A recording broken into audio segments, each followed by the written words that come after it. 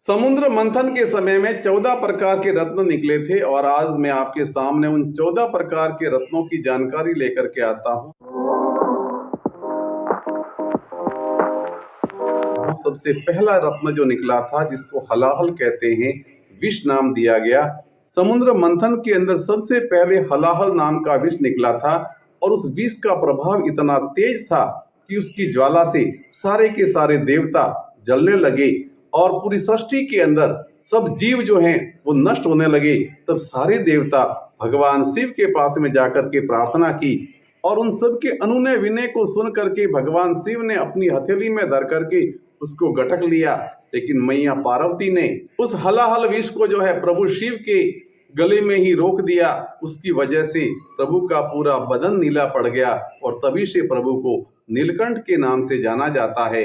दूसरा तत्व जो है कामधेनु गाय थी, जो कि इच्छा पूर्ति करने वाली गाय के नाम से जाना जाता है।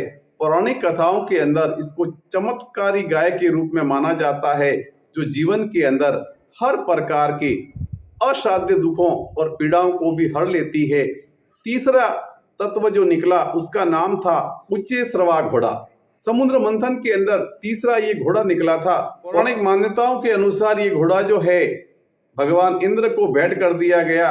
चौथा तत्व निकला था ऐरावत हाथी, और ऐरावत हाथी जो है वो समुद्र मंथन से प्राप्त रत्नों के इस बंटवारे के अंदर ये भी इंद्रहस्ती अर्थात इंद्र कुंजर के नाम से जाना जाता है। और ये चौथा तत्व ऐरावत हाथी को भी देवताओं के राजा इंद्र को प्रदान किया गया, जिसको इंद्रहस्ती या इंद्र कुंजर के नाम से जाना जाता है।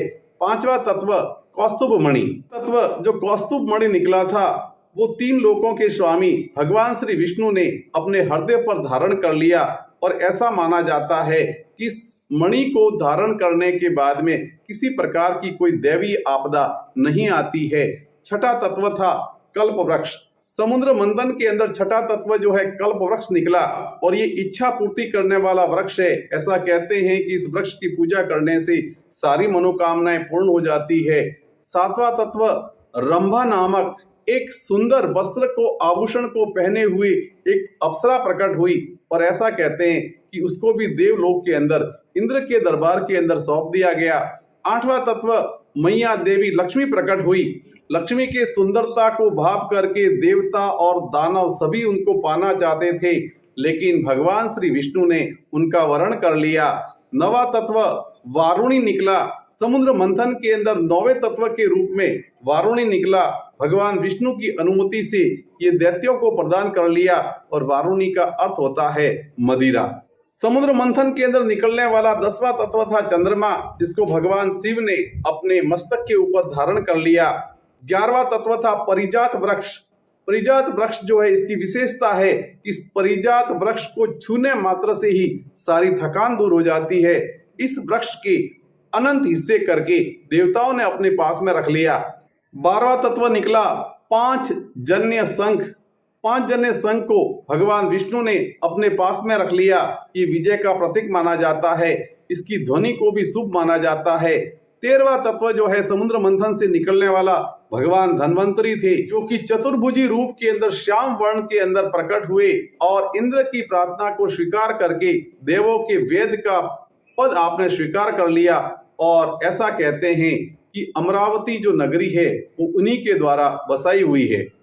14वां और अंतिम तत्व जिसको कहते हैं अमृत। अमृत को निकलने के साथ में ऐसा कहते हैं पौराणिक कथाओं के अंतर्गत कि अमृत को पाने के लिए देवता और दानवों के बीच के अंदर संघर्ष हो गया, लेकिन यहाँ भगवान विष्णु ने है अपनी मोहिनी के रूप को धारण करने के बाद में छल के द्वारा अमृत का पान देवताओं को करवा लिया। इस प्रकार से समुद्र मंथन के अंदर ये 14 रत्नों की प्राप्ति हुई थी। मेरी जानकारी अगर आपको अच्छी लगी हो तो वीडियो को शेयर करें।